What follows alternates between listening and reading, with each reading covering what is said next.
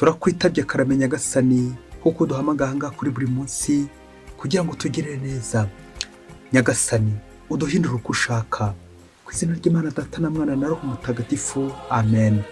Amahoro bana b'Imana, nimuhumure, Imana iradukunda, igiye kudukiza kuri uwa kabiri w'icyumweru cya kabiri cy'igisibo, tariki 7 Werurwe 2023.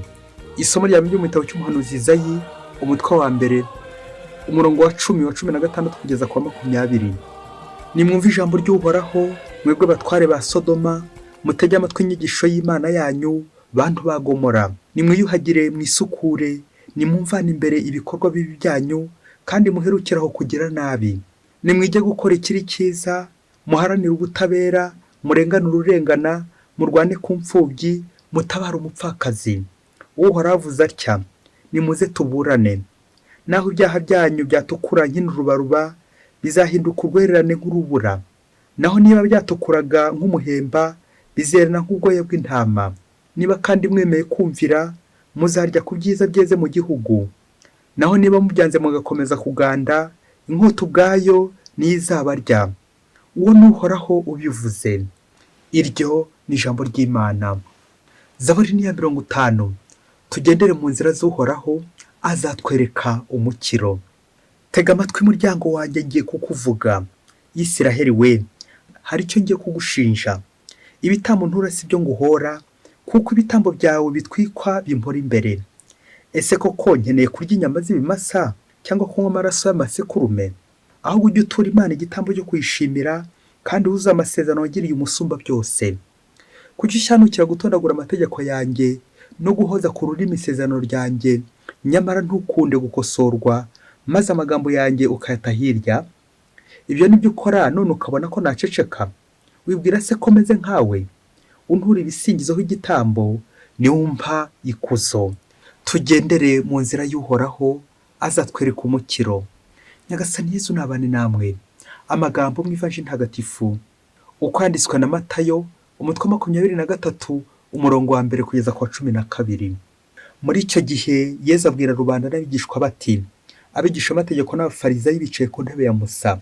Nuko rero nimukore kandi mukurikize icyo bababwira cyose, ariko ntimukigane imigenzereze yabo, kuko bavuga kandi ntibakore. Bahambira imitwaro iremereye bakayikorera abantu, ariko bakanga kuyikozaho n'urutoki. Muri byose bakora kugira ngo abantu bababone. Nicyo gituma barushanwa gutwara ku kaboko no ku gahanga udupapuro twanditseho amategeko, n'incunda z'imyambaro yabo bakazigira ndende.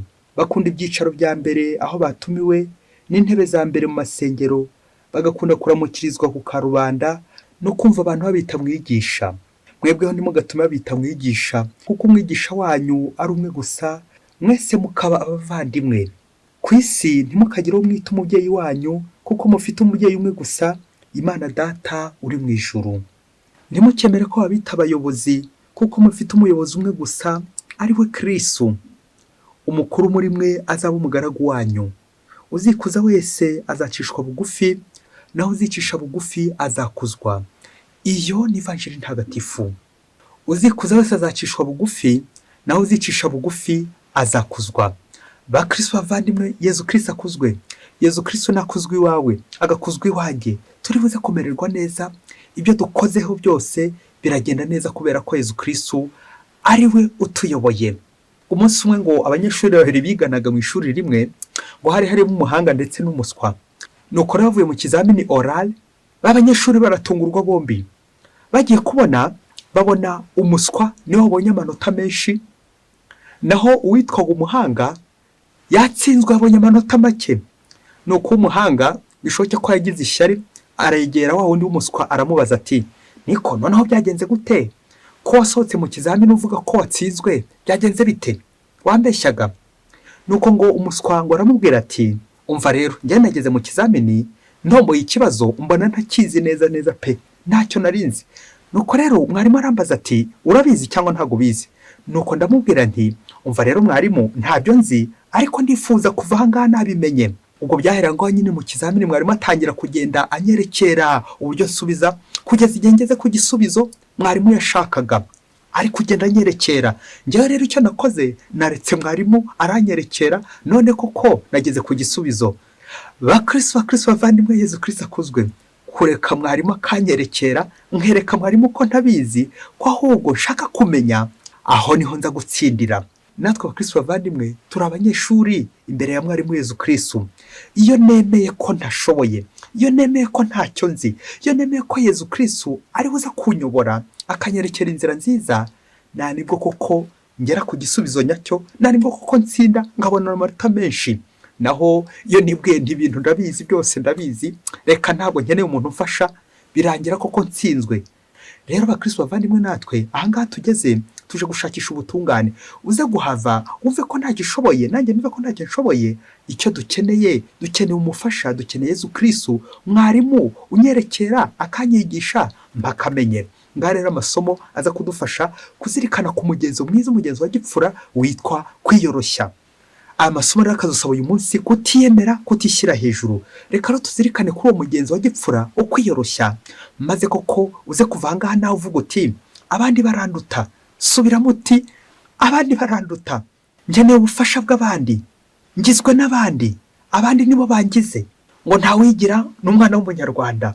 Mu isomo rya mbere hagarutsemo imirwa ibiri, Sodoma ndetse na Gomora. Nk'uko tubizi muri Bibiliya, utu dusozi tubiri, Sodoma na Gomora, dukunze gufata nk'ahantu h'indiri y'ibyaha, hatuye abigometse ku Mana, abajura, abasambanyi, abasinzi n'abandi bose b'inkozi z'ibibi. Nyagasani rero uyu munsi arasaba umukristo wese ukiri kwiyemera muri utwo dusozi ko yavaho hakiri kare, maze koko akemera ko Nyagasani yamufasha. Ubwo Imana igize iti nimwiyuhagire, nimwisukure, nimumvane imbere ibikorwa byanyu bibi, kandi muherukiraho kugira nabi.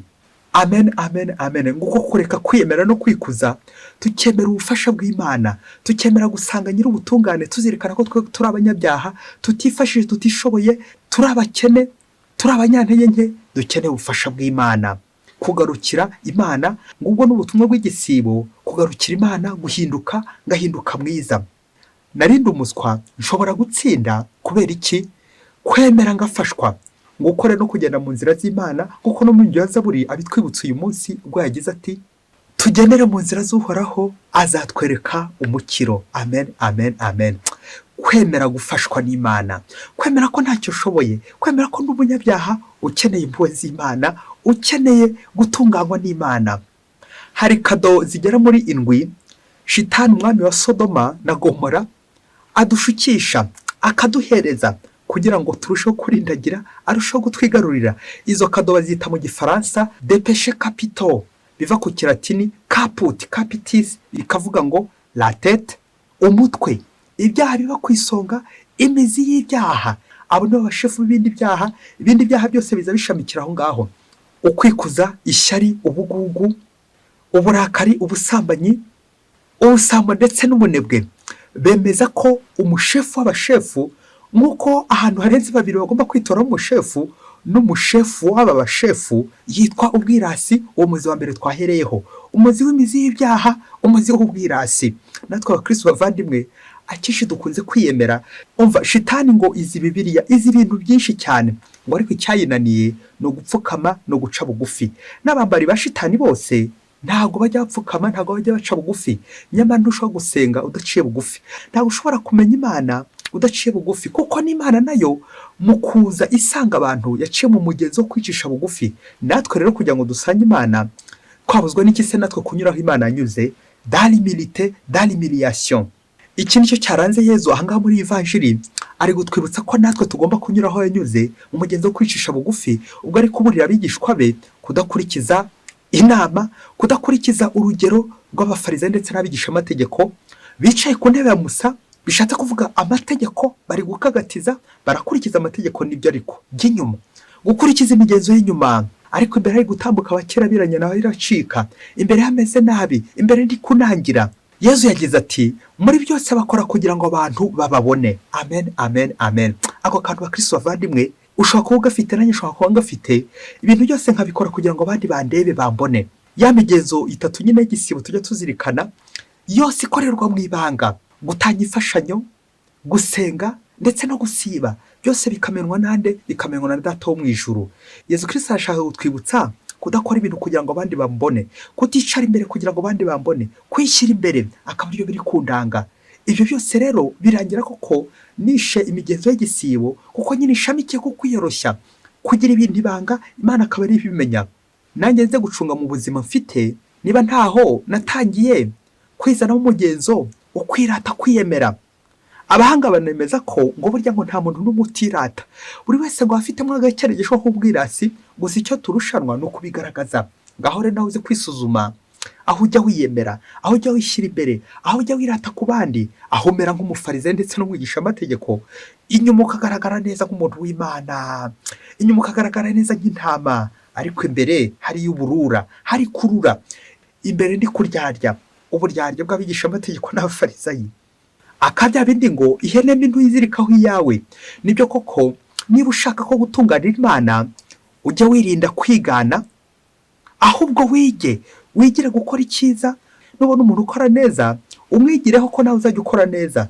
Nubona umuntu akora nabi, we kumwigana, kuva mu kigare cy'abigisha amategeko n'abafarisayi, maze koko nkagera mu nzira nziza Yezu Kristo, inzira yo kwiyoroshya, inzira yo kwicisha bugufi. Yezu Kristo yasoje ivanjiri agira ati, uwikuza wese azacishwa bugufi, naho uwicisha bugufi akazakuzwa. Amen, amen, amen.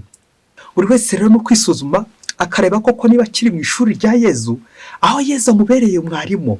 Naho niba naragiye mu ry'abafarisayi, abigisha amategeko bankorera imitwaro, navugaga imitwaro y'ibyaha, babandi ushobora kugendana koko bakagukorera ibyaha, bakagusiga icyaha, bakagusiga ingeso mbi, uveyo hakiri kare. Aho ni muri Sodoma, aho ngaho shitani ishaka gutubohera mu bwiyemezi bwacu, ndetse nabo bose bashaka kutwigarurira, maze koko tugakurikira mwarimu umwe ninde? Ni Yezu Kristo. Umunsi umwe hirya kure cyane muri Afurika, ngo umugabo yari afite umuhungu warurangije kwiga kaminuza, ameze neza rwose, akeye, w'umusirimu. Nuko ngo umunsi umwe yari kuza kujya gukora ikizamini cy'akazi, akagikorera kure, aho byamusabaga imodoka kugira ngo ajye mu kizamini. Ariko papa we yamureba akabona ko umuhungu we ariyemera cyane.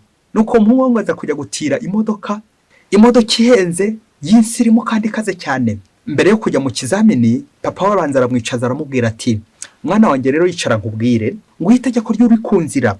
Mwana wanjye rero, dore utwaye imodoka y'abandi, niba wifuza kugarukana intsinzi, ngira itegeko ngiye kuguha, urijyane kandi uzaryubahirize. Nuko ngo aramubwira ati, mwana wanjye, ikibazo cyose uzagira ku rugendo, uzabaza abakwegereye ugira uti, byananiye nimumfashe. Nuko umusaza asubiramo umwana w'iyo nteruro, nawe umusaba kuyisubiramo ati, byananiye nimumfashe.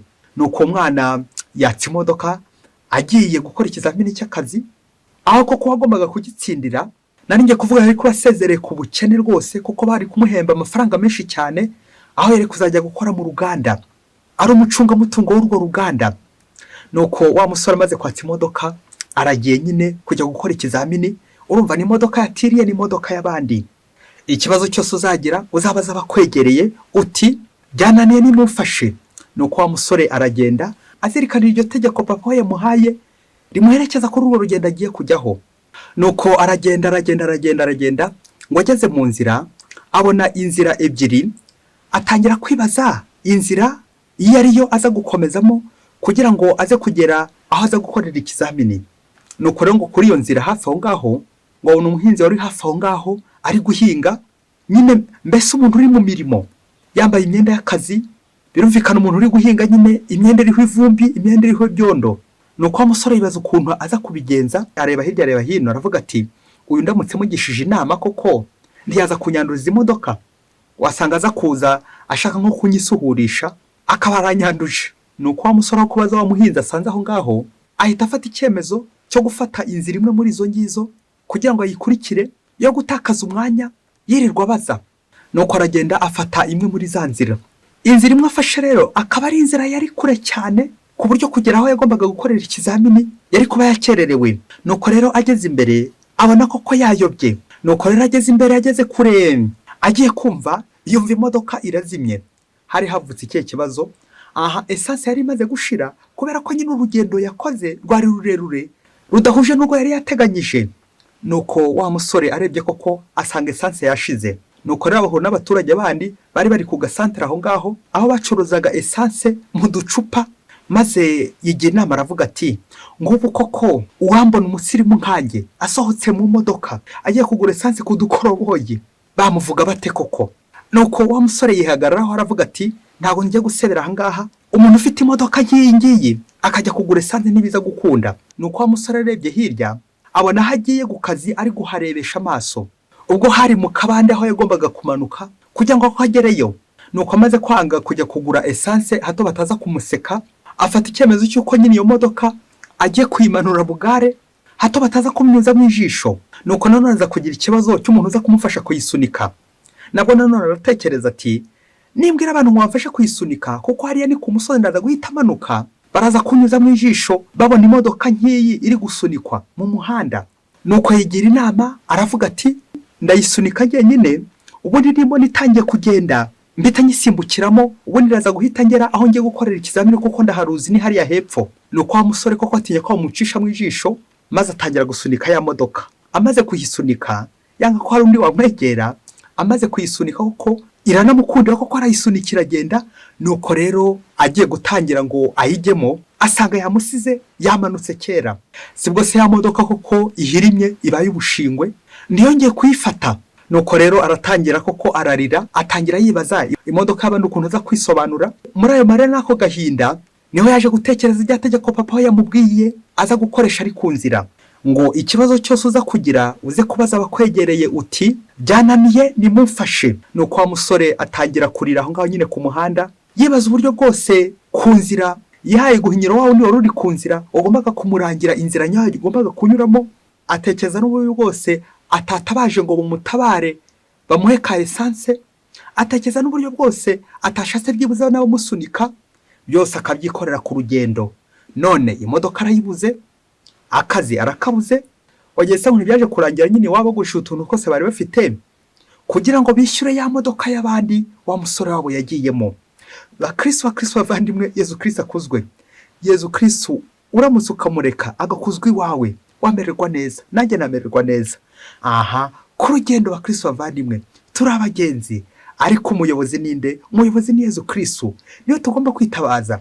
Yezu Kristo rero aza mu ishusho y'abaciye bugufi, aza mu ishusho y'abanyantege nke, babandi bagomba guturangira aho tunyura kugira ngo ntituze kuyoba, babandi tugomba kwifashisha ku rugendo, babandi koko bagomba kudusunika, babandi bagomba kudufasha buri kamwe kose kugira ngo tugereyo neza, tugereyo amahoro. Iyo rero nta bufasha bw'abandi nkeneye, nuko nyine ngo mba nihagije, bikaza kurangira koko wa mugani ukanyuzurizwaho ugira uti umutwe umwe wifasha gusara ntiwifasha gutekereza.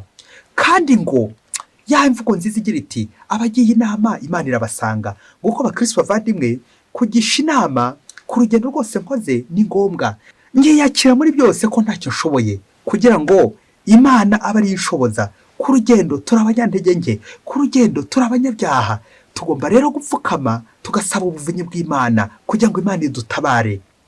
Nguko abantu benshi biyemera, umuntu wiyemera atakaza byinshi, umuntu wiyemera arahomba, bikaza kurangira ahombye agahomboka.